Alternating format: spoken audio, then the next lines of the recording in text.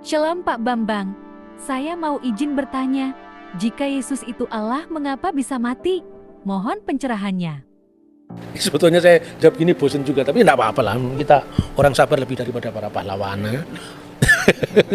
Kata Tuhan tadi kan sudah dikatakan, itu kan fungsional. Seperti kata Lord. Ya, tapi kalau Lord of Lord itu God. Lord itu Charles misalnya. Kalau Charles mati, yang mati itu apa Lordnya apa Charlesnya? Ya Charlesnya. Lord tidak bisa mati kan, Lord itu jabatan. Semisal misalnya Presiden Soekarno wafat. Yang wafat kan fisik Soekarnonya. Presiden kan itu jabatan, mana bisa jabatan wafat. Makanya dia yang dibunuh dalam keadaannya sebagai manusia. Bukan Tuhan itu dibunuh. Tuhan tidak bisa mati. Kalau di dalam kidung-kidung gereja ortodok ya, gereja timur itu ada ungkapan misalnya Kudusullah, Kudusul Qawi, Kudusul Lati la yamut irhamna. Kuduslah Engkau ya Allah, kuduslah Engkau yang maha kuasa. Kudusu ayyuhal qawi, kudusul lati la yamut irhamna. Kuduslah Engkau yang tak berkematian. Ya, kasihanilah kami. Tapi ada rumusan yang berasal dari gereja-gereja non-Kalsedonian yang berbunyi ya, Kudusulillah kudusulil qawi kudus, Kudusulillahi la yamut irhamna, Kudusun ya man sulibta anirhamna. Kuduslah Engkau ya Allah, kuduslah Engkau yang maha kuasa, kuduslah Engkau yang tak berkematian, yang disalibkan bagi kami, kasihanilah kami.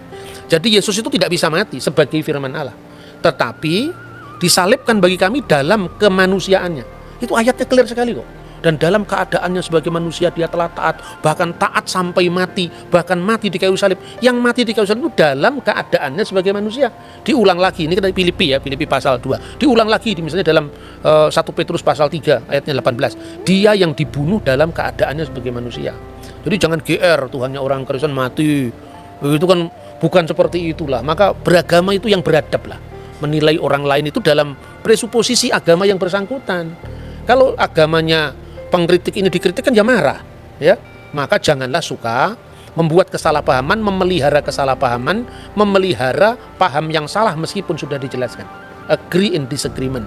Kita berbeda dalam, ya kita setuju dalam ketidaksetujuan. Kita memang berbeda, kita memang tidak sama, tapi kita bisa bersama-sama. Bahwa dalam setiap agama itu punya misi, punya dakwah yang tidak usah dipersoalkan. Kalau di Kristen misalnya, Rasul Paulus pernah mengatakan, celakalah saya kalau saya tidak memberitakan Injil. Celakalah aku apabila aku tidak memberitakan Injil. Kemudian apa harus disebut? Kristen itu hati-hati. Itu agama yang suka mempengaruhi orang lain. Setiap agama kan mempengaruhi orang lain. Lihat dulu Nusantara ini Hindu-Buddha dengan kejayaannya Majapahit itu. Kemudian karena dakwahnya para wali, kemudian menjadi Islam. Nah sekarang kalau misalnya ada orang Islam menjadi Kristen, ya biarkan saja lah. Itu kan hak asasi manusia. Tidak perlu harus ada gerakan anti pemurtadan. Murtad dan tidak murtad tergantung dari pihak mana kita melihat kan.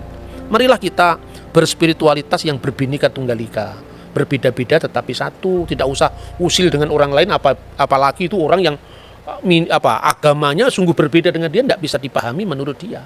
Itu saya kira ya, semoga ini bisa mencerahkan. Pak, ini yang terakhir Pak, ayat-ayat mana yang membuktikan atau menyebutkan bahwa Yesus itu adalah Tuhan? Ya tentu banyak sekali ya. Misalnya Kisah Rasul pasal 2 ayat 36. Karena Allah telah menjadikan Yesus yang kamu salibkan sebagai Tuhan dan Kristus. Tapi sekali lagi, ini kata Tuhan ini maknanya Lord loh. Nah, Adonai, tetap pemilik, pemelihara ya, fungsional. Kalau itu perlu ditambahkan, jangan hanya mengatakan pertanyaan Yesus di mana disebut Tuhan, tapi di mana Yesus disebut Allah. Dalam Yohanes 1:1, firman itu bersama-sama dengan Allah dan firman itu adalah Allah. Firman itu adalah memra Allah, tapi sekaligus memra min khedem Allah. Firman yang itu adalah bersama-sama dengan Allah, min khedem Allah, sekaligus firman itu adalah Allah sendiri. Ya, terus terakhir barangkali ya, orang mengatakan, di mana Yesus pernah mengatakan, ya, akulah Allah, sembahlah aku. Ya, tidak ada ungkapan seperti itu. Tapi apakah berarti kalau misalnya Jokowi tidak pernah, saya presiden Indonesia, hormatlah kepada saya, nggak perlu. Orang sudah tahu kalau dia Jokowi, presiden, ya tahu. Tuh, kalau dalam konteks kitab suci, pertanyaan itu bisa dibalik.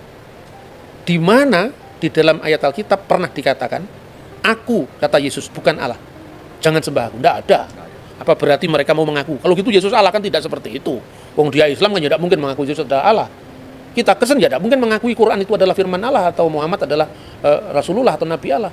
Setiap agama itu kafir terhadap agama lain. Tidak usah kita menstigmakan orang lain kafir, orang lain yang berbeda harus kita musuhi, tidak perlu. Karena apa?